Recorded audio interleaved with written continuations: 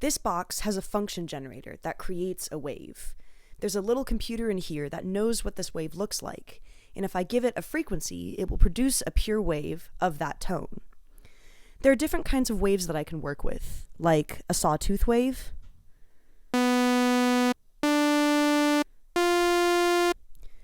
there's a triangle wave, and there's a square wave.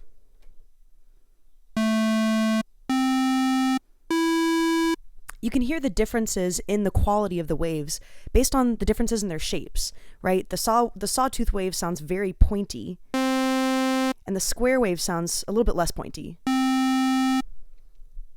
I can even add different waves together. Let's say I want to add a sawtooth wave to a square wave. Then it might sound like this. You can notice that they have different pitches, which I can modulate with this dial here.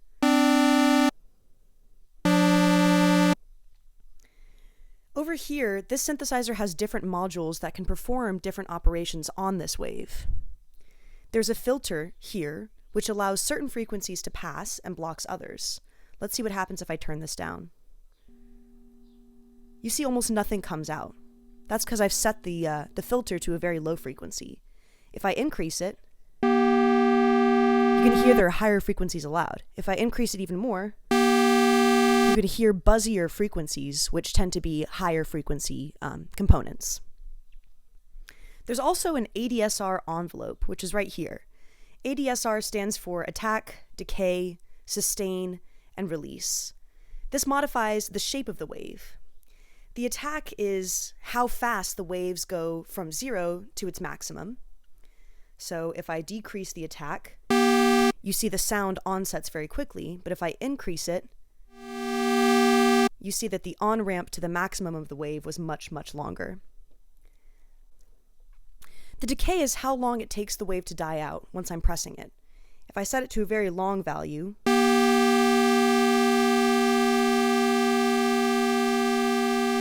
can hear the wave dying out, but it takes quite a while. If I turn it down a little bit, you hear the wave dies out quite quickly. The sustain is how long the wave lasts once I press the key. This works in tandem with the decay knob. If I turn the sustain all the way down and I hold the key, it dies very, very quickly. But if I turn it all the way up, this wave will never decay. The last knob that I have here is the release knob.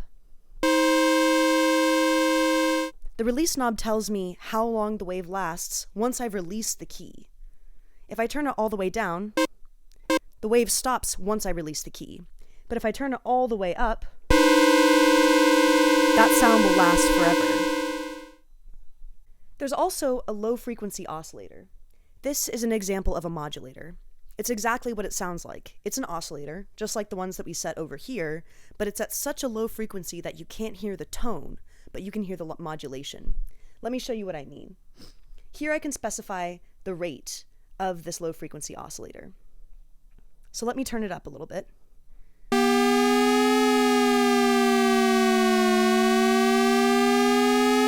So you can hear the frequency of the original oscillator being changed by the low-frequency oscillator at the rate of that oscillator. What if I turn it way up? Then you can definitely hear the oscillator being modulated by this lower frequency oscillator.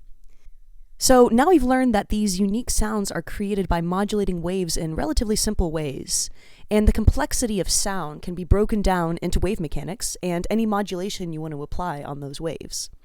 Pretty cool, right?